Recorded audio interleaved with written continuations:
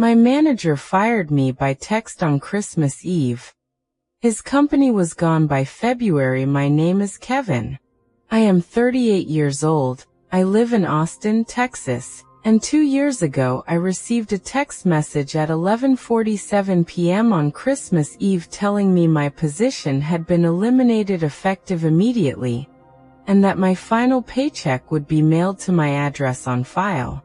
No call. No meeting. No warning. A text at 11:47 p.m. on Christmas Eve from a man named Craig, who had been my direct manager for 3 years, and who apparently could not wait until the 26th to deliver this information. I had been the senior operations manager at a logistics startup. I had built the operations department from 4 people to 19. I had developed the systems that the company ran on. I had recruited 8 of the 19 people currently working under me. I had done all of this while Craig had been presenting my work to the investors and board as evidence of his leadership capabilities. I want to tell you what I did with the Christmas Eve text because the sequence matters. I did not respond that evening. I put my phone down and I finished Christmas Eve with my family, because my family deserved Christmas Eve and Craig did not deserve to occupy it.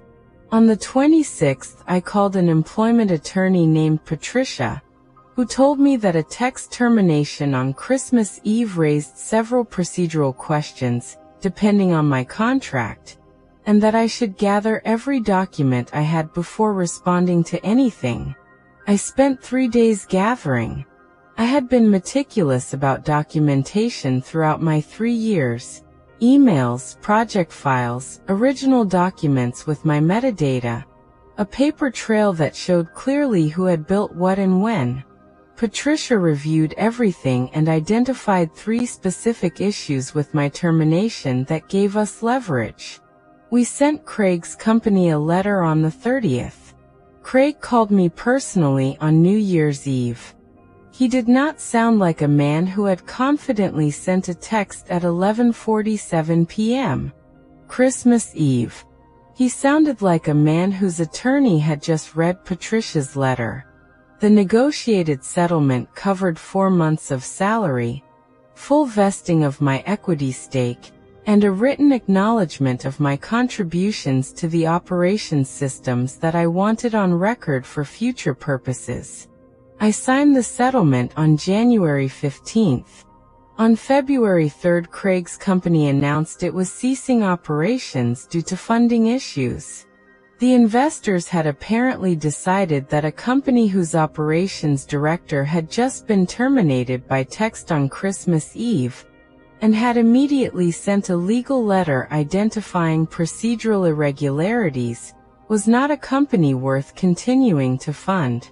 I do not know specifically what my letter contributed to that decision. I know the timing. Sometimes timing is its own answer. I started my own logistics consulting practice in March. 3 of the 19 people from my old department came with me as contractors within the first month. Craig sent me a LinkedIn connection request in April. I have not accepted it. I have thought about accepting it occasionally in the way you think about things that would be satisfying in a specific petty way, and then deciding against. I always decide against. The consulting practice is doing well enough that Craig's LinkedIn connection would add nothing to my professional life, and the deciding against feels better than the accepting would. Update 4 months later. 2 more people from my old department reached out last month.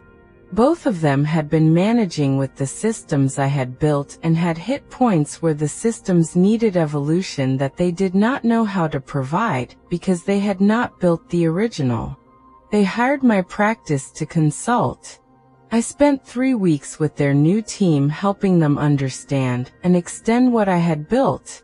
On the last day, one of the new managers said the documentation I had left was more thorough than anything she had seen at a company that size and asked how I had been so disciplined about it.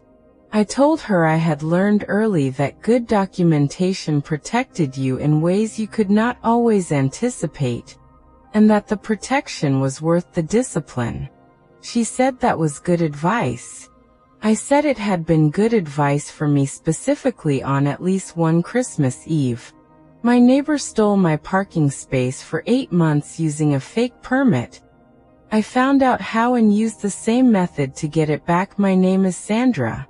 I am 34 years old. I live in Chicago, Illinois, and 16 months ago I discovered that my assigned parking space in my building's garage, a space I had been paying $180 per month for since I moved in 4 years earlier, had been occupied for the previous 8 months by my neighbor's second car through the use of a permit that had been created using a template my neighbor had apparently downloaded and modified to show my space number with his unit information.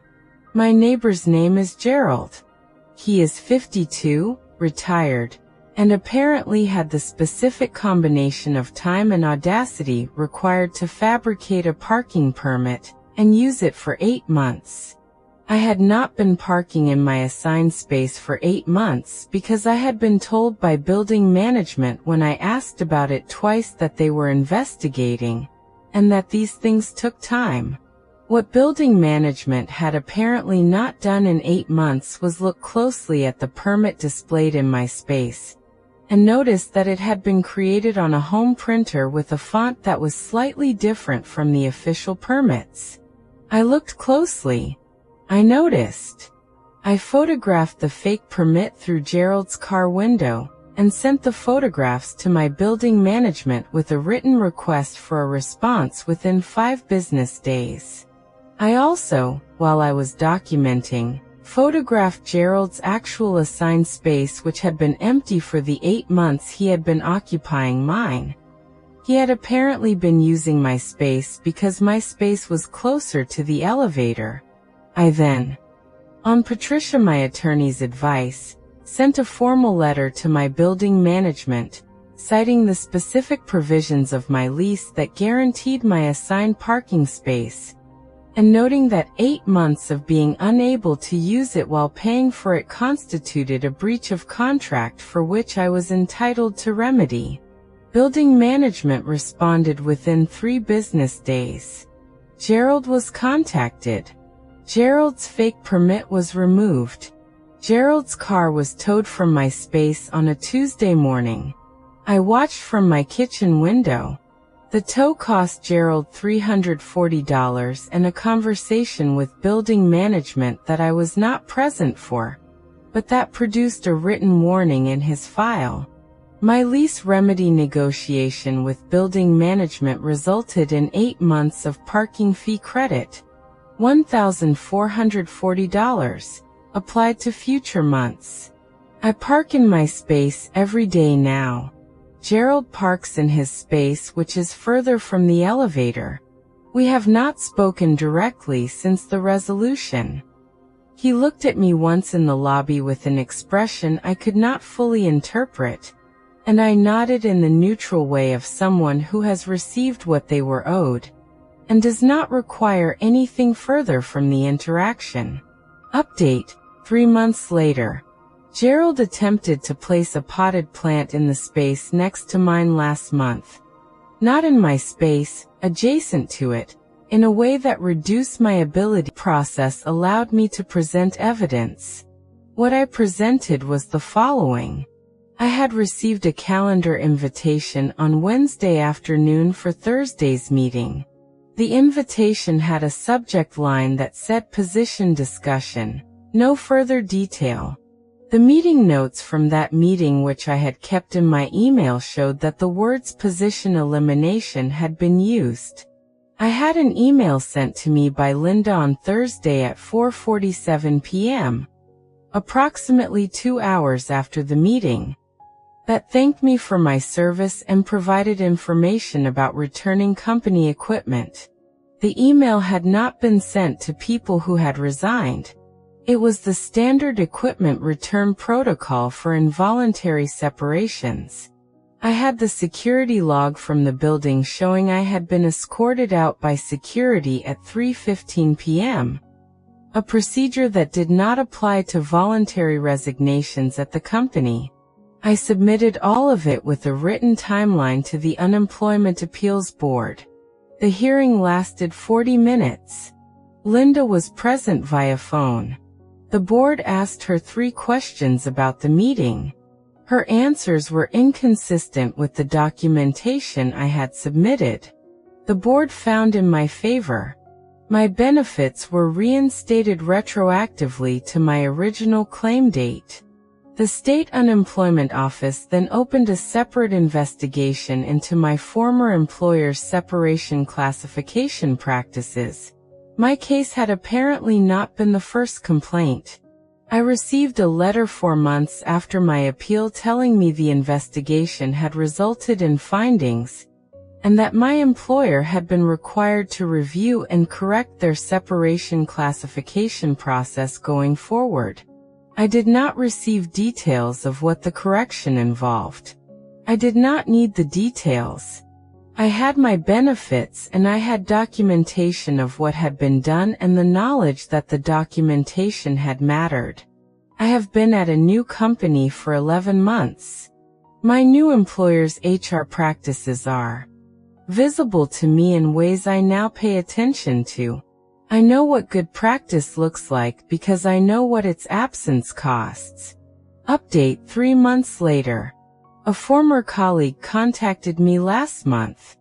He had also been laid off from the same company 6 months after me, and had also been denied unemployment on the basis of a voluntary resignation claim, and had also appealed. He asked if I would share my documentation approach with him. I sent him everything I had used, the timeline format, the evidence categories, the specific language that had been effective in the hearing. He used it. His appeal was decided in his favor 2 weeks ago. He called me when he found out and said I had saved him 3 months of financial difficulty. I told him the documentation had saved him, and that he had done the work. He said I had shown him what the work looked like. I said I had learned what it looked like the hard way, and that I was glad the learning had been useful to someone else. Linda has apparently been reassigned within the company. I know this because the colleague told me and because I think it is information worth knowing. My HOA president had been fining residents illegally for 3 years. I read the actual bylaws and changed everything. My name is Rachel. I am 43 years old. I live in Scottsdale, Arizona, and 16 months ago I received my 11th fine from my homeowners association in 2 years for a violation that I had a strong feeling was not actually in the governing documents. The fine was $150 for having a wind chime on my back patio. My back patio was not visible from the street. The HOA's stated authority over aesthetic violations pertain to areas visible from common spaces. My back patio was not a common space and was not visible from one. I had paid 10 previous fines over 2 years because I had not read the bylaws and because the notices had cited rule numbers that had sounded authoritative, and because I had been busy. On fine number 11 I read the bylaws. All 47 pages of them. I spent a weekend with the bylaws and a highlighter, and I discovered the following. 4 of my 11 fines had been for violations that were not in the bylaws at all. 3 had been for violations that existed in the bylaws, but had been applied to areas or circumstances the bylaws specifically excluded. 2 had been issued without the required notice period specified in the bylaws. 1 had a fine amount that exceeded the maximum permitted by the governing documents. The HOA president's name was Frank. He had been president for 4 years, and had been running what I came to understand was a personal interpretation of the rules that had been generating fine revenue, and applying it in ways the annual budget did not fully account for. I requested the past 3 years of HOA financial records. This was my right under the governing documents. Frank delayed the request for 6 weeks. I sent a formal letter citing the specific provision requiring disclosure within 30 days. The records arrived the following week. I spent 2 weeks going through them with a forensic accountant named Howard, who found a pattern of fine revenue that had not been properly accounted for in the annual statements provided to residents. I called a special meeting of residents. The governing documents permitted any resident to call a special meeting with signatures from 15% of units. I gathered signatures from 31% of units in 10 days, because I was not the only person who had been receiving questionable fines. The meeting had 47 residents in attendance. I presented Howard's analysis and my bylaw review. The meeting voted to conduct a full financial audit and to establish a fine review committee. The audit took 3 months. Frank resigned before it concluded. The audit found significant discrepancies between fine revenue collected and amounts properly accounted for in HOA finances. The matter was referred to the State Real Estate Regulatory Board. The new HOA board, 3 of whom had been at my special meeting, refunded validated improper fines to affected residents. My refund was $640 covering 6 of my 11 fines. I am now on the HOA board. I read every document that comes before us. I have suggested that we make the bylaws available on the HOA website in plain language, so that residents know what the rules actually say rather than what they are told the rules say. The board approved it unanimously. Frank has not attended any HOA meetings since his resignation. His lawn is very well maintained, and I have not cited it for anything because there is nothing to cite, and because the rules are for the community and not for the person who knows them best. Update. 4 months later. The State Regulatory Board completed its review last month. Frank received a formal finding and a requirement to complete ethics training. The finding is public record. 3 residents who had moved out of the community during Frank's tenure, partly due to what they had described as an oppressive fine environment, reached out after the finding became public. 2 of them said they wished they had known someone was going to do something about it. I told them I had not known I was going to do something about it until fine number 11, and that sometimes it takes a wind chime fine to make you read 47 pages of bylaws. One of them laughed and said that was the most specific advice she had ever received. I said it had been the most specific lesson I had ever learned. My wind chime is still on my back patio. It is a good wind chime. It was worth every page to open my driver's side door fully. I photographed it and sent the photograph to building management with a note citing the garage use provisions of the lease. The plant was removed within 48 hours. Gerald has not placed anything in or adjacent to my space since. I park comfortably. I open my driver's side door fully. I think about the 8 months occasionally and about the home printed permit, and about the font that was slightly wrong, and I think that details are where things reveal themselves, and that paying attention to details is always worth the time. My sister-in-law reported me to Child Protective Services with false information. I found out she had done the same to 2 other people. My name is Patricia. I am 41 years old. I live in Nashville, Tennessee, and 18 months ago I received a visit from a Child Protective Services worker following an anonymous report that I had been neglecting my children. My children are Emma, who is 9, and Jacob, who is 7, and they are healthy and cared for and loved, and the specific horror of opening my door to a CPS worker, and understanding what was happening is something I cannot fully describe except to say that it is one of the worst things I have experienced. The investigation took 6 weeks. It found no basis for the report, and was closed with a complete clearance. I spent the 6 weeks in a state of sustained distress while simultaneously maintaining as much normalcy as possible for Emma and Jacob, because they did not deserve to absorb what was happening, and I had decided they would not know about it while it was ongoing.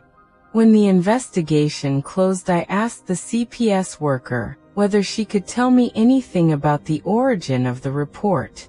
She could not tell me specifics, but she confirmed it had been a phone report, and that the information in it had been specific rather than vague, meaning someone who knew details of my life had made it rather than a general concerned neighbor. I spent 2 weeks thinking about who in my life knew the specific details that had apparently been in the report. I arrived at one name. My sister-in-law's name is Diane. She is 44 and my husband's older sister, and she had always had a difficult relationship with me in the specific way of women who had decided before meeting you that they were not going to like you and had been consistent about that decision for 9 years. Diane had access to specific information about our household through family gatherings and conversations. I had no proof. I hired a private investigator named Marcus who spent 3 weeks looking into whether Diane had a pattern of CPS reports. What Marcus found was that 2 other women in Diane's extended social circle had received CPS investigations in the past 5 years following anonymous reports. Both investigations had been closed with no findings. Neither woman had connected the reports to Diane, because neither had had reason to look. Marcus found the connection through the timing, the specificity, and one digital trail that was circumstantial but pointed. I presented everything to my husband. The conversation that followed was the most difficult of our marriage. Not because my husband doubted me, but because what I was presenting him with was information about his sister that had no clean resolution. My husband called Diane. She denied it. He told her what the investigator had found. She continued to deny it. He told her that regardless of what she said, he believed the pattern, and that the cost of being wrong about her was lower than the cost of being wrong about his wife and children, and that their relationship was going to reflect that calculation going forward. Diane has not been to our home since. She and my husband speak occasionally at family events. She and I do not speak. My children do not ask about her because she had never invested enough in them for her absence to be notable. I think about the 6 weeks sometimes. I think about opening my door to a CPS worker. I think about Marcus's report and about 2 other women who had been through versions of the same thing. I think about what it means to be someone who uses a child protection system as a personal weapon, and about what I hope happens to people who do that. And I think those are not charitable thoughts, and I have decided I am allowed to have them. Update 4 months later. One of the other 2 women Marcus had found contacted me last month. She had heard through a mutual connection that I had investigated the reports and had found a pattern. She wanted to talk. We had coffee for 2 hours. She told me about her 6 weeks and I told her about mine, and we sat across from each other with the specific solidarity of people who have been through the same thing from the same source, and who are glad to not be alone in it. She asked if there was anything that could be done officially. I told her what Patricia, my attorney, had said, that the circumstantial evidence was strong, but that proving a specific person had made an anonymous report was legally difficult, and that the path forward depended on whether a third party ever came forward with direct knowledge. She said she understood. We are in contact. If anything changes, we will know simultaneously. I think that simultaneous knowing is its own form of protection, and I am glad to have it. My employer claimed I had resigned when I had been laid off. It affected my unemployment benefits until I found the email timestamps. My name is Marcus. I am 37 years old. I live in Phoenix, Arizona, and 14 months ago I filed for unemployment benefits after being laid off from a software company, and was denied on the basis of a claim by my former employer that I had voluntarily resigned. I had not voluntarily resigned. I had been called into a meeting on a Thursday afternoon, and told my position was being eliminated, and been walked out of the building by security with a box of my personal items. The claim that I had resigned was not a misunderstanding. It was a deliberate misrepresentation to the unemployment office that would have saved my employer the unemployment insurance costs associated with my claim, and that would have left me without benefits during a period when I needed them. My former employer's HR department had submitted paperwork to the unemployment office that described my separation as voluntary. The paperwork had been submitted by a woman named Linda, who had been present at the Thursday afternoon meeting, and who had watched me be told my position was being eliminated and escorted from the building. I appealed the denial. The appeal